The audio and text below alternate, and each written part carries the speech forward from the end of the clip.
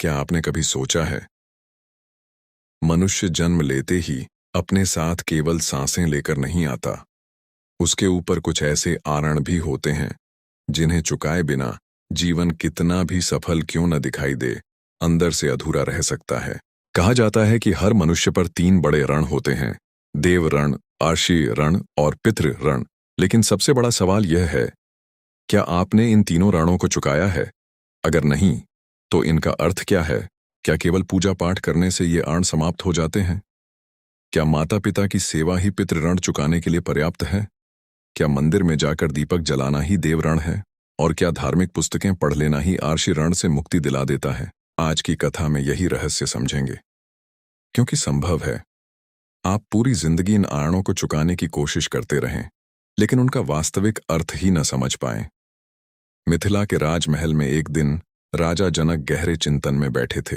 राजा जनक के पास धन था, राज्य था, सम्मान था, सुविधाएं थीं, लेकिन उनके मन में एक प्रश्न बार बार उठ रहा था। उन्होंने कहा, महाज्ञानी महर्षि अष्टावक्र जी, मनुष्य संसार में जन्म लेता है। वह अपने माता पिता, समाज, प्रकृति और ज्ञान से बहुत कुछ प्राप्त करता है। तो क्या उस पर कोई आरण भी होता है? महाज्ञानी महर्षि अष्टावक्र जी शांत रहे। फिर उन्होंने कहा, राजन, मनुष्य जिस जीवन को अपना समझता है वह वास्तव में उसे अनेक स्रोतों से मिला हुआ है। जिस शरीर से तुम संसार को देखते हो वह तुम्हें माता पिता से मिला। जिस ज्ञान से तुम सही और गलत को पहचानते हो वह तुम्हें गुरु और ऋषियों की परंपरा से मिला। और जिस प्रकृति के सहारे तुम जीवित हो वह तुम्हें बिना किसी मूल्य के निरंतर देती रहती है। राजा जनक ध्यान से सुन रहे थे। महाज्ञानी महर्षि अष्टावक्र जी बोले, देव ऋण का अर्थ केवल देवी देवताओं की पूजा करना नहीं है। प्रकृति ने हमें क्या क्या नहीं दिया। सूर्य ने प्रकाश दिया, वायु ने सांस दी, जल ने जीवन दिया, पृथ्वी ने अन्न दिया, अग्नि ने ऊर्जा दी। प्रकृति लगातार देती रही, लेकिन उसने कभी हमसे बिल नहीं मांगा। महाज्ञानी महर्षि अष्टावक्र जी कहते हैं, जिसे तुम अपना अधिकार समझकर उपयोग करते हो उसके प्रति कृतज्ञ होना सीखो। यदि मनुष्य प्रकृति से केवल लेता रहे लेकिन उसे नष्ट करता जाए तो वह देव ऋण को कैसे चुका सकता है? इसलिए देव ऋण का एक अर्थ है प्रकृति का सम्मान करना, जल को व्यर्थ न बहाना, अन्न का अपमान न करना, पेड़ पौधों की रक्षा करना, जीव जंतुओं के प्रति करुणा रखना और सबसे बढ़कर अपने भीतर कृतज्ञता रखना। क्योंकि जिस दिन मनुष्य यह समझ जाता है कि मैं अकेला नहीं हूं, मेरा जीवन असंख्य शक्तियों के सहयोग से चल रहा है, उसी दिन उसके भीतर अहंकार कम होने लगता है। अब आता है दूसरा आरण। दूसरा आरण, आर्षि ऋण। आज हम जो कुछ जानते हैं, क्या वह सब हमने स्वयं खोजा है? नहीं। हमसे पहले अनगिनत महापुरुषों ने जीवन को समझने का प्रयास किया। उन्होंने ज्ञान को खोजा, अनुभव किया और आने वाली पीढ़ियों तक पहुंचाया।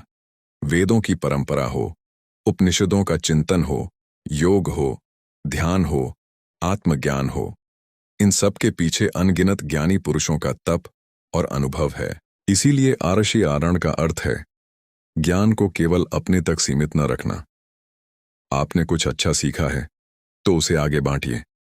किसी अज्ञानी का मजाक मत उड़ाइए। किसी बच्चे को सही ज्ञान दीजिए।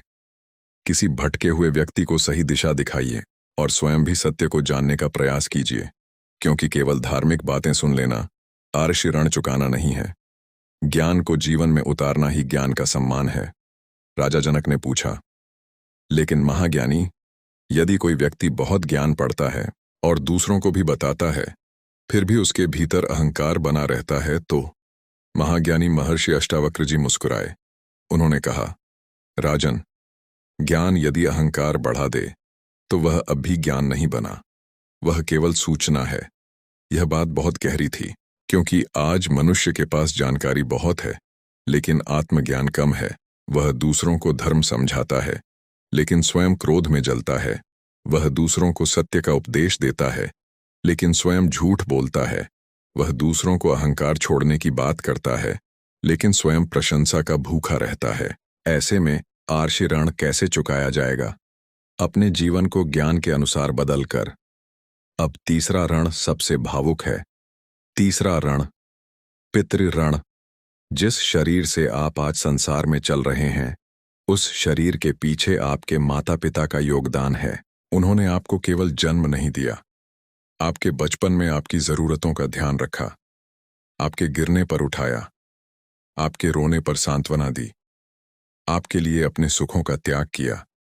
और जब आप बड़े हुए तो उन्होंने शायद अपनी कई इच्छाएं आपके भविष्य के लिए रोक दीं। पितृआण का अर्थ केवल किसी विशेष दिन पर कर्मकांड करना नहीं है। पितृआण का एक गहरा अर्थ है अपने माता पिता और पूर्वजों के प्रति कृतज्ञता और सम्मान।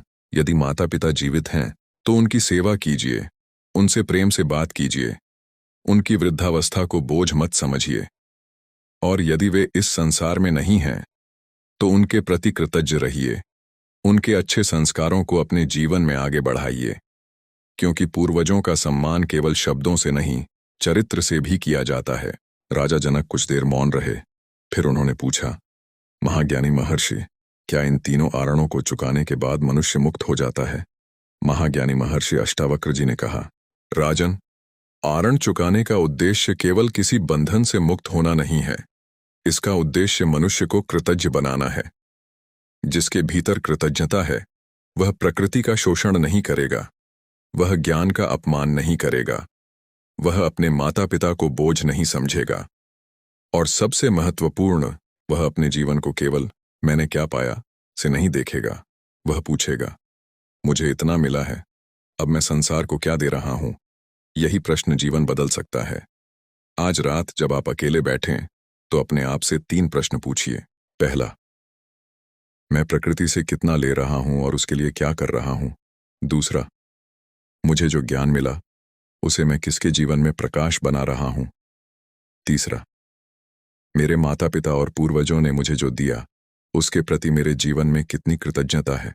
यदि इन तीनों प्रश्नों के उत्तर आपके भीतर ईमानदारी से आने लगें तो समझिए, आप केवल धार्मिक बातें नहीं सुन रहे, आप अपने जीवन को समझना शुरू कर रहे हैं। और शायद यही इन 3 आणों का सबसे गहरा संदेश है। मनुष्य केवल लेने के लिए जन्म नहीं लेता, वह देने के लिए भी जन्म लेता है। प्रकृति से लिया है तो प्रकृति के प्रति जिम्मेदारी निभाइए, आर्षियों से ज्ञान लिया है तो ज्ञान और सत्य को आगे बढ़ाइए, माता पिता से जीवन लिया है तो उनके प्रति सम्मान और कृतज्ञता रखिए, क्योंकि अंत में मनुष्य अपने साथ धन नहीं ले जाता, अपने साथ पद नहीं ले जाता, अपने साथ संपत्ति नहीं ले जाता। वह केवल अपने कर्म, अपने संस्कार और अपने भीतर की चेतना लेकर आगे बढ़ता है। इसलिए आज स्वयं से पूछिए, मैंने जीवन से क्या पाया? और उसके बाद एक और प्रश्न जरूर पूछिए, मैंने जीवन को क्या लौटाया?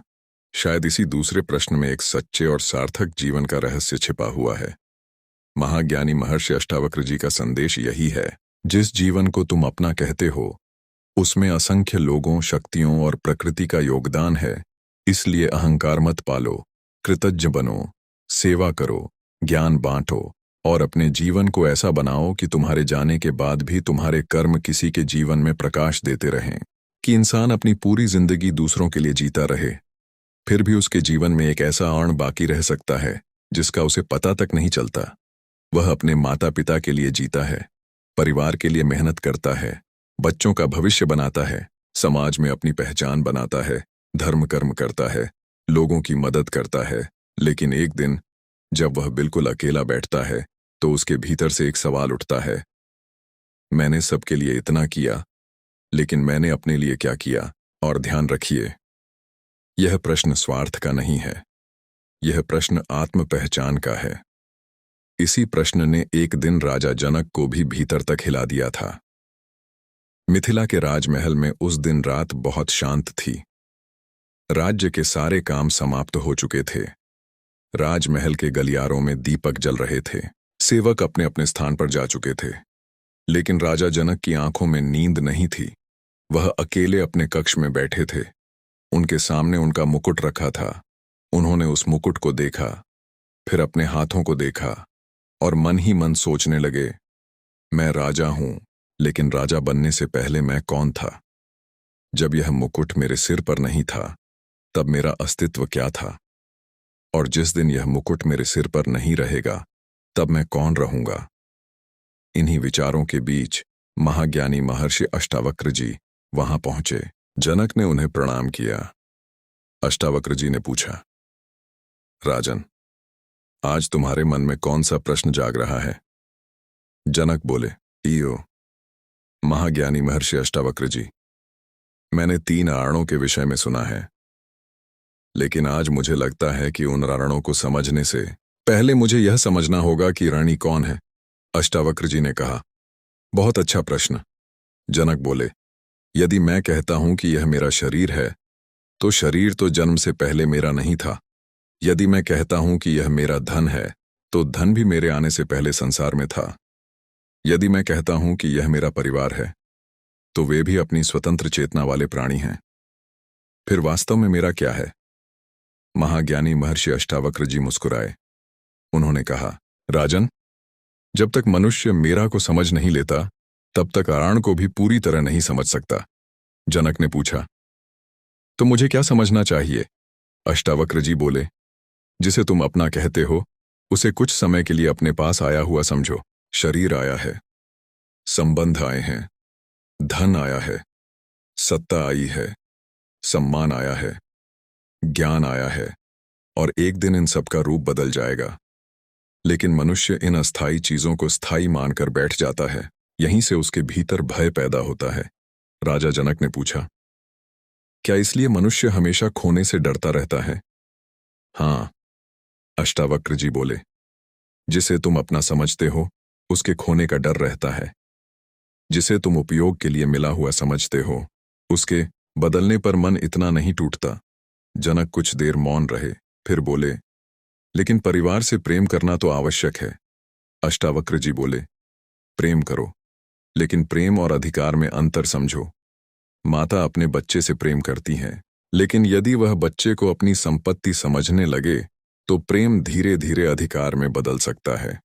पिता अपने पुत्र के लिए परिश्रम करता है, लेकिन यदि वह पुत्र के जीवन का हर निर्णय अपने अनुसार करवाना चाहे, तो प्रेम के भीतर अपेक्षा आ सकती है।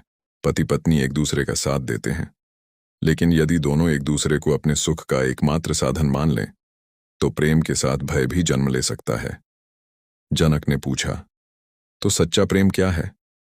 अष्टावक्र जी बोले, जिसमें सामने वाले के अस्तित्व का सम्मान हो, जहां प्रेम हो, लेकिन दूसरे को अपने अनुसार ढालने की जिद न हो, जहां साथ हो, लेकिन गुलामी न हो, जहां अपनापन हो, लेकिन स्वामित्व की भावना न हो। राजा जनक ध्यान से सुन रहे थे। महाज्ञानी महर्षि अष्टावक्र जी ने आगे कहा, राजन, कई बार मनुष्य दूसरों का ऋण चुकाने के नाम पर उन्हें अपने अधिकार में रखने लगता है। वह कहता है, मैंने तुम्हारे लिए इतना किया है, अब तुम्हें मेरी बात माननी ही चाहिए। मैंने तुम्हें बड़ा किया है, अब तुम्हें मेरी इच्छानुसार जीना चाहिए। मैंने तुम्हारा साथ दिया है, अब तुम्हें मुझे कभी छोड़ना नहीं चाहिए। यह प्रेम की भाषा नहीं, यह हिसाब की भाषा है। राजा जनक ने गहरी सांस ली। उन्होंने पूछा, तो क्या सेवा करके बदले की उम्मीद करना भी बंधन है? अष्टावक्र जी बोले, यदि सेवा के पीछे लगातार हिसाब चलता रहे तो हाँ। आज मैंने तुम्हारे लिए क्या किया, कल तुमने मेरे लिए क्या किया? मैंने तुम्हारे लिए त्याग किया, तुमने मेरे लिए क्या त्याग किया? यह हिसाब जितना बढ़ता है, प्रेम उतना छोटा होता जाता है। फिर महर्षि ने कहा, राजन, सच्ची सेवा वह है जिसके बाद तुम्हारा अहंकार नहीं बढ़ता। तुमने किसी की सहायता की और उसके बाद उसे छोटा नहीं समझा, तो सेवा शुद्ध हुई। तुमने किसी का हाथ पकड़ा और बाद में उसी हाथ को अपनी श्रेष्ठता का प्रमाण नहीं बनाया, तो करुणा जीवित रही।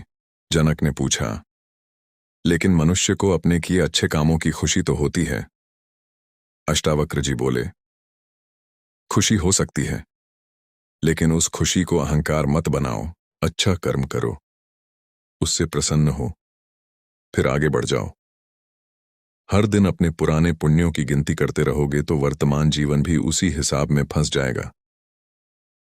राजा जनक मुस्कुराए। फिर उन्होंने एक और प्रश्न पूछा, महाज्ञानी, यदि मनुष्य संसार के सभी कर्तव्य निभाते हुए भी भीतर से स्वयं को नहीं जानता, तो क्या उसके जीवन में कोई कमी रह जाती है? अष्टावक्र जी बोले, राजन, यही तो मूल प्रश्न है। मनुष्य दूसरों को पहचानता है, अपने माता पिता को पहचानता है, अपने बच्चों को पहचानता है, अपने मित्रों को पहचानता है, अपने शत्रुओं को पहचानता है। लेकिन जो इन सभी संबंधों को जान रहा है, उस मैं को कितने लोग पहचानते हैं? जनक ने सिर झुका लिया। अष्टावक्र जी बोले, तुमने अपने जीवन में हजारों चेहरों को देखा, लेकिन अपने भीतर देखने का समय कितनी बार निकाला? तुमने संसार की समस्याओं के समाधान खोजे, लेकिन अपने मन की बेचैनी का कारण कितनी बार खोजा? तुमने राज्य चलाया, लेकिन अपने विचारों को कितनी बार देखा कि वे तुम्हें कहाँ चला रहे हैं? ये सुनकर राजा जनक शांत हो गए।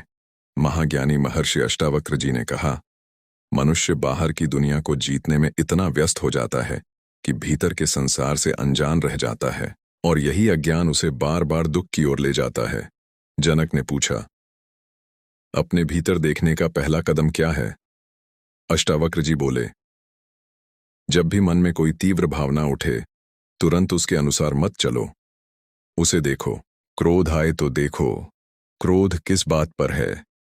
ईर्ष्या आए तो देखो, किससे तुलना हो रही है। भय आए तो देखो, क्या खोने का डर है। अपमान लगे तो देखो, कौन सी पहचान को चोट लगी है। लोभ आए तो देखो, किस कमी को भरना चाहते हो। इस प्रकार मनुष्य अपने भीतर छिपे हुए संसार को देखना शुरू करता है। राजा जनक बोले, लेकिन मन तो बहुत चंचल है। अष्टावक्र जी बोले, चंचलता समस्या नहीं है, चंचल मन को अपना पूरा स्वरूप मान लेना समस्या है। आकाश में बादल आते जाते हैं, क्या आकाश हर बादल के साथ बदल जाता है? नहीं। इसी तरह विचार आते जाते हैं, भावनाएं बदलती हैं, परिस्थितियां बदलती हैं, लेकिन जो इन सबको जान रहा है, उसकी खोज करो। जनक ने पूछा, क्या यही आत्मा है? अष्टावक्र जी ने कहा, नाम से पहले अनुभव को देखो। शब्द पकड़ लेने से सत्य नहीं मिलता। अपने भीतर उस चेतना को पहचानो जो जागते हुए भी जानती है, सोते हुए भी जिसके कारण जागने पर तुम कहते हो, मैं सोया था, और विचारों के आने जाने को भी देखती है। उसी दिशा में ध्यान ले जाओ। राजा जनक कुछ क्षण आंखें बंद करके बैठे रहे, फिर बोले, अब मुझे लग रहा है कि मनुष्य केवल संसार से मिली वस्तुओं का ऋणी नहीं है, वह उस जीवन का भी ऋणी है जिसे उसे समझने का अवसर मिला। अष्टावक्र जी बोले, और जब यह समझ आती है, तब जीवन का दृष्टिकोण बदल जाता है। तुम पूछना बंद कर देते हो, मुझे और क्या चाहिए, और पूछना शुरू करते हो, जो मिला है उसे समझने के लिए मैं कितना जागा हुआ हूं। यही बदलाव बहुत बड़ा है, क्योंकि धन बढ़ने से इच्छाएं समाप्त नहीं होती, सुविधाएं बढ़ने से भय समाप्त नहीं होता, लोगों की संख्या बढ़ने से अकेलापन समाप्त नहीं होता, ज्ञान के शब्द बढ़ने से अज्ञान समाप्त नहीं होता। तो क्या स्वयं को जानना भी एक प्रकार का ऋण चुकाना है? महाज्ञानी महर्षि अष्टावक्र जी बोले, इसे ऋण कहो या जीवन का उत्तरदायित्व, नाम महत्वपूर्ण नहीं। महत्वपूर्ण यह है कि तुम्हें जो चेतना मिली है, उसका उपयोग केवल संसार बनाने में न हो,